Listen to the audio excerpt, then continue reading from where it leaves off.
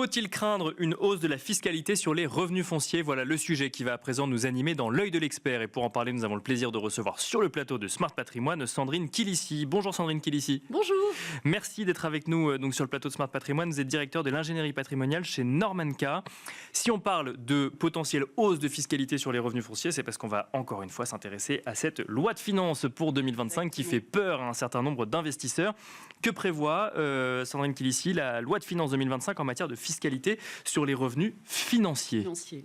Eh bien, en fait, alors déjà, ce qu'il faut voir, c'est qu'à l'heure actuelle, les revenus financiers, donc il s'agisse des dividendes, intérêts, plus-values, etc., sont soumis dans la majeure partie des cas, donc vous savez, à cette fameuse flat tax. Bien sûr, de 30%. Exactement. Et dans ces 30%, donc on a juste l'impôt sur le revenu qui est de 12,8%. Bien sûr, le reste étant des prélèvements sociaux. Exactement. Et en fait, dans le cadre de l'effort qui est demandé compte tenu de l'état de nos finances publiques, comme on l'a vu, la loi de finances pour 2025, en fait, demande un effort particulier aux personnes identifiées comme étant les hyper riches, les super riches, etc. Donc, effectivement, il a été mis en place, en tout cas, c'est pas encore adopté de manière définitive, mais cette fameuse contribution différentielle sur les hauts revenus.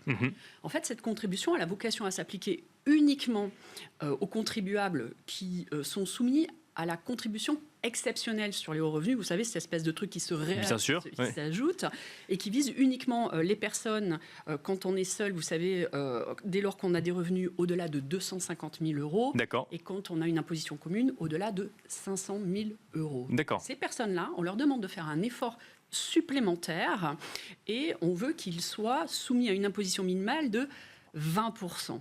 Voilà, ça c'est l'idée. Donc du coup, ça augmenterait notre flat tax, si on ajoute tout, à 37,2%. Pour ces personnes-là, pour ces revenus-là. Exactement. Ouais.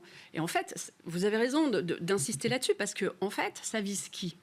Ça vise essentiellement les personnes qui vivent principalement, finalement, de leurs revenus de capitaux mobiliers. C'est-à-dire que si vous avez des revenus d'activité soumis au barème, si vous avez des revenus fonciers soumis au barème, il y a peu de chances que vous vous trouviez impacté par cette contribution différentielle sur les hauts revenus. D'accord, mais alors une question qui concerne un certain nombre de gens qui nous regardent, quand on est entrepreneur, qu'on a un revenu fixe, mais qu'on pourrait estimer, mettons, à 50 000 euros par an. On est loin des 100 000, des 250 000 ou des 500 000 euros. Mais qu'on se verse des dividendes en fin d'année parce qu'on a fait une bonne année et que là, les dividendes peuvent être plus conséquents. Est-ce qu'on est concerné par cette contribution exceptionnelle? Selon le montant de dividendes que l'on se verse, oui. C'est considéré comme du revenu. Exactement. Enfin, du revenu de produits. C'est des revenus de capitaux mobiliers. C'est des revenus de capitaux mobiliers. D'accord. Ok. Oui, tout à fait. Est-ce que cette flat tax, donc, du coup, pourrait être augmentée? La réponse est ça en prend le chemin, si je comprends bien. Alors, ça, c'est un autre sujet. C'est qu'effectivement, dans le cadre du vote devant l'Assemblée nationale, donc, il y a un amendement qui a été adopté et qui a augmenté de 3 points le montant de la flat tax. Donc, on passait, pour l'impôt sur le revenu, de 12,8 à 15,8. Oui. Sauf que du coup, ça nous ramenait à un montant total, si on rajoute la contribution exceptionnelle sur le revenu, à un montant de 37% en fait. D'accord, voilà. Ok. Et donc là, pour le coup, c'est bien pourquoi pas, de faire cette proposition, sauf qu'elle vient cannibaliser la contribution différentielle sur les hauts revenus, qui, elle, monte le taux à 37,2%.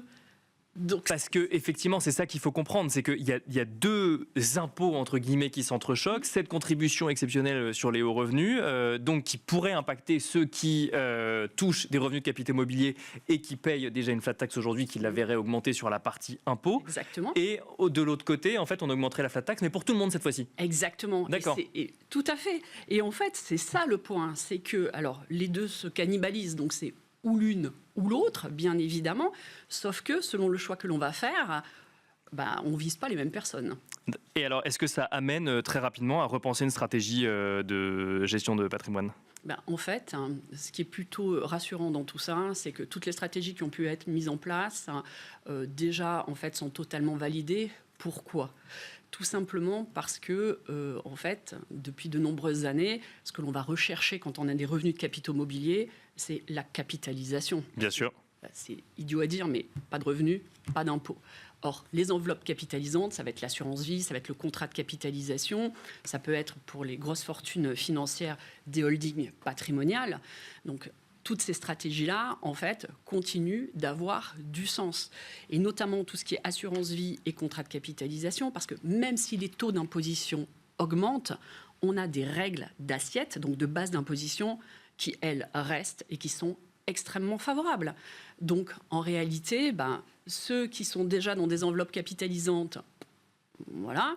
Et ceux qui n'en ont pas, ça va les pousser, bien évidemment, à structurer la détention de leurs actifs financiers vers de la capitalisation. Merci beaucoup Sandrine Kilissi. Je rappelle que vous êtes directeur de l'ingénierie patrimoniale chez Normanca. Merci et vous également de nous avoir suivis. On se retrouve très vite sur Be Smart for Change.